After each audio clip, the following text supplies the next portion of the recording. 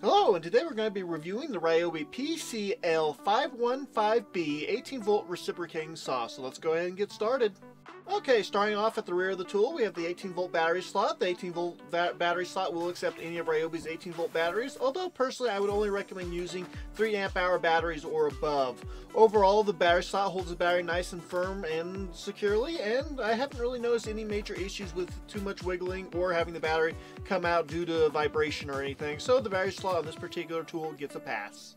Okay, next up we have the grips. Now this particular reciprocating saw features 3 different areas where you can grip the tool effectively. You have the rear handle where the trigger is located, as well as the front where the blade release handle or lever is located, as well as a third gripping area directly below the Ryobi logo, which is also a nice little area where you can grip the tool effectively. Each of these areas has a nice rubberized texture which will protect the tool against scratches as well as help holding the tool when the tool is in operation, helping prevent a little bit of the vibration from breaching you, although it doesn't prevent all the vibration, but we'll get into that later.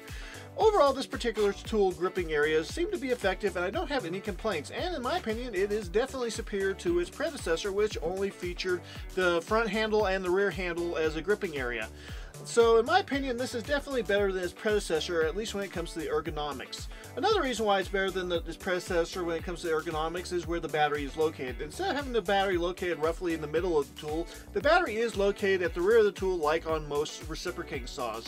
When you're using it two-handed, it's not that big of a deal, but when you're using it one-handed, having the battery located at the rear of the tool is definitely a major improvement and will make the tool easier to use. So in my opinion, this tool's ergonomics are far superior to its predecessor, and so the newer model gets the win. Okay, next up we have the trigger. The trigger on this particular reciprocating saw is made out of plastic and it is a variable speed trigger. Overall, the variable speed trigger seems to do its job just fine, and I don't notice any sort of, well, stickiness or gumminess or the trigger getting stuck at any certain point. So overall, the trigger operation when it comes to the physical side is just fine. Where I do have a little bit of a problem with this trigger on this particular saw is the fact that it feels like it's missing a speed. It basically feels like it goes from 1, 3, 4, 5, 6, 7, 8, 9, 10. It feels like it's missing the 2 speed setting, and that can be a little bit irritating if you're trying to cut something at a slower speed. But other than that, there really is nothing majorly wrong with this particular reciprocating saw, and if all you're doing is cutting or pruning trees around the yard or cutting 2x4s in demolition work, you really aren't going to miss that 2 setting. But if you're trying to be a little bit more delicate, maybe cutting a pipe or something, you probably will be a little bit miffed at how fast it goes from, well, 1 to 3. So quite frankly, that's about my only complaint when it comes to the trigger on this particular reciprocating saw, and so it gets a pass. And next up we have the safety. The safety on this particular tool is located directly above the trigger, and it's made out of a plastic push button. Overall, it is a fairly standard design when it comes to a safety, and I haven't had any major complaints about it. It seems to be out of the way, and I don't have any issues with accidentally bumping it, so in my opinion it gets a pass. And next up we have the blade release lever as well as the blade clamp itself. The blade release lever is a plastic lever and it's located in the same area as the grip, and you will simply pull the lever into the upward position in order to insert a blade or to remove a blade. You will not be able to insert a blade unless the lever is in the upward position, so just keep that in mind. I'm not a huge fan of this system and I'll explain why. Okay, so basically what happens is the plastic on the blade release lever is going to make contact with the metal on the blade clamp itself on the shaft. And when you pull it down, it pushes this little lever down, and then you'll be able to take your blade and insert it, and then you release it and it'll lock in place. And in order to take it out, you have to pull the lever and then you'll be able to remove the blade. Now, obviously you have to pull the lever in order to put the blade in or take the blade out.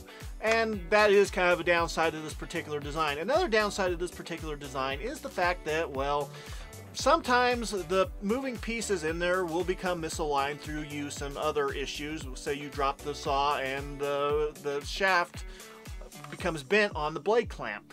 I have had this happen on the one-hand reciprocating saw, and I basically had to take a crowbar or a monkey wrench. I've used either one in order to straighten the shaft and bend the shaft back into alignment so that the blade release lever will be able to make contact with the blade release mechanism on the shaft of the blade clamp itself. So overall, I have to say that I am not a very big fan of this particular design, and I really hope that Ryobi ends up adopting Makita's design for their blade shaft clamp. I'll show you that here in a second. Okay, here we have the Makita blade clamp. Now the Makita blade clamp is a little bit different. I can go ahead and just automatically stick the blade in and it locks into place and it's locked and the blade will not come out. And in order to release it, you simply twist and then you'll be able to pull the blade out. And it'll lock in the open position, so when you need to insert the blade, it locks into place. Overall, this is a much better design, and it's much simpler, and it's much easier for the operator of the tool when you're needing to change a blade in a hurry and you have your hands full. So overall, I really think that Ryobi needs to adopt this design, and I think that this is something that they can possibly do, and I think it actually is a direction that they're moving in, and I'll show you the reason why here in a second. Okay, if you look at the saw in the picture, which is Ryobi's new pruning saw, you'll notice that this actually features the quick release system that is similar to what you would find on the Makita saw. Overall, I think that this particular system is a far superior system, and I think it will do a far better job than what is currently, well, included on Ryobi reciprocating saws. But let's get back to the saw that we're currently reviewing. So overall, if I had to judge the system that is included on the current saw, I think that they made some improvements over the one-hand reciprocating saw, so you might not run into the issue of them getting misaligned, but that is just something that you need to be aware of. So overall, the blade release system will work, but in my opinion, this is definitely not a highlight of this particular tool. So let's move on. Okay, last but not least, we have the pivoting shoe. Now the pivoting shoe is a fairly standard design. It'll pivot upward or downward, and it seems to have a fairly decent amount of, well, pivot to it. Now, it is made out of metal, but it has a fairly cheap paint job on it that is already wearing off fairly substantially over just a few days of use. So overall, it's definitely not going to stand up to a test of time when it comes to the paint job. This shoe is not depth adjustable, which is definitely a disappointment, and something I really would like to see Ryobi start to incorporate onto their reciprocating saws. But at the end of the day, the shoe does its job, and there really is nothing major to complain about, well, other than the fact that it's not depth adjustable, so it still gets a pass in my book. Okay, now here are some specs on the Ryobi reciprocating saw that we're reviewing, as well as some of the other reciprocating saws that Ryobi offers. But I will also tell you, there actually is something wrong with this data sheet that Ryobi released, and I will let you try to figure out what is wrong with this data sheet that they released. I'll give you a second to figure that out. Okay, did you figure it out? Well, here's a hint, here's the answer to what's wrong with this data sheet. Okay, the answer is, well, it's the LED light. This particular model, the PCL515, does not actually feature an LED light. On the spec sheet, it says it does. It has a check mark in that box, but there is no, well, LED light on this particular tool. So just be aware of that if you are planning on purchasing this particular saw. It's not that big of an issue. It's just something that you need to be aware of. Okay, without a battery, the tool weighs 1,639 grams, which is a little over 3.5 pounds. And with a 4 amp hour battery, it weighs 2,354 grams, which is a little over 5 pounds. Okay, let's talk about the performance of the saw. Overall, I was fairly happy with just how well the saw worked. It seemed to do a fairly good job at breaking down boards that had standard nails in them, and it did a good job at just sawing through the board completely when there were no nails in it. So overall, if you're working with 2x4s or 1x1s, this seems to do a fairly decent job, and it doesn't seem to actually require all that much force in order for the saw to make it through a board.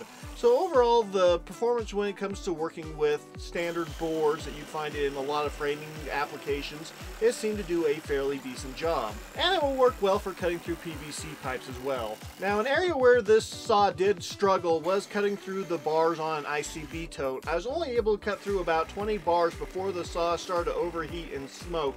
And that's not the greatest performance, considering that, well, ICB bars aren't all that thick and they are hollow. So when it comes to cutting metal, this saw probably isn't going to be a go-to for me. It'll probably still be my Makita or one-handed Ryobi reciprocating saw for that.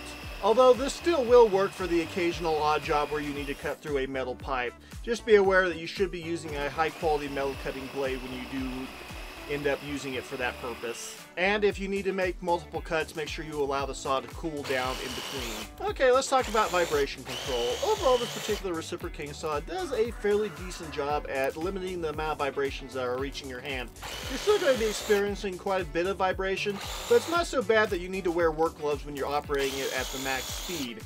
And it's nowhere near as bad as some multi-tools that I've used in the past. So overall, I'm fairly happy with just how well this tool handles the vibrations. even if they are still present. And considering the price point, it's not a half bad saw in regards to that. Okay, let's go through the pros and cons. Okay, first up we have 18 volt. 18 volt means that you'll be able to use this with all of your Ryobi 18 volt batteries, as well as adapt batteries over from other brands via third-party adapters. Just remember you do so at your own risk.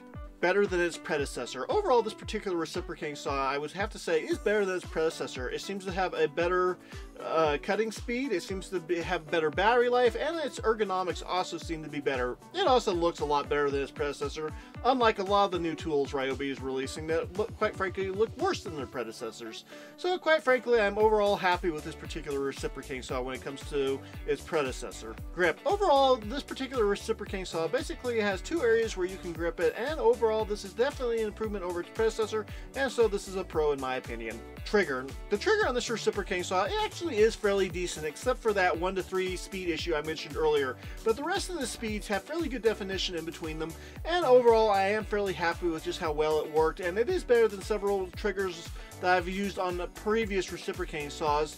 So overall, this is still a pro in my opinion. Compact. Overall, being compact has its pros and cons. Some of the pros are, well, you'll be able to get this into tighter spaces. It'll be easier to operate for people that have smaller hands or aren't as strong.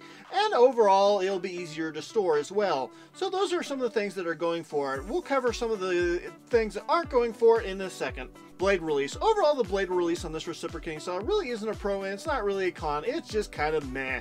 I really want to see the blade release that you'll find on their new pruning saw or something similar to what you'd find on Makita reciprocating saw, simply because I think that is a superior design and overall will give you better performance. So in my opinion, this is just kind of a meh. And the first con is it overheats fast. Now, it didn't really overheat all that quickly when I was cutting through wood or through wood with metal nails in it or PVC or anything like that. But where it overheats fairly quickly is when it comes to cutting through metal. And I have to say that that really isn't all that surprising considering how compact this reciprocating saw is and the fact that the air cooling vents aren't all that large on this particular saw. I think if they had made the motor a little bit bigger, it would have done a little bit better job at, well, dissipating the heat quicker, and maybe if they had added a few more cooling vents and added a larger fan on the internals for cooling it down. But as it stands, this reciprocating saw overheats fairly quickly when you're cutting through metal. General purpose pruning and cutting through 2x4s it wasn't too bad on, so I'm not going to say it's a major con. It's just something that you need to be aware of if you are planning on using this for cutting through metal. And if you are planning on cutting through metal with this reciprocating saw, make sure you use a high quality blade and give it plenty of time to rest in between jobs. And the last con is it vibrates a lot. Like I said earlier in the video, it's not a deal breaker and it's not actually all that bad compared to some other reciprocating saws I've used or compared to a multi-tool, but it still vibrates quite a bit. And that also has to do with how compact it is. Being compact means that there's less mass for the vibrations to be absorbed by, so that's just something else you need to be aware of when purchasing this particular saw. And that's it for the pros and cons. Final thoughts on this particular reciprocating saw. Overall, I definitely think this is a good successor to the previous model, and I think this is definitely a fairly decent little reciprocating saw. Now, this isn't going to be able to compete in the same category as something from Makita or Milwaukee or DeWalt or anything like that, but for the average homeowner, this will give you more than enough power and reliability for your average pruning job or for cutting through PVC pipe or the occasional metal pipe, as long as you're using a good blade. If you're planning on using this for cutting through a car frame or something like that, you're going to be disappointed, and I really would not recommend this saw for that particular need.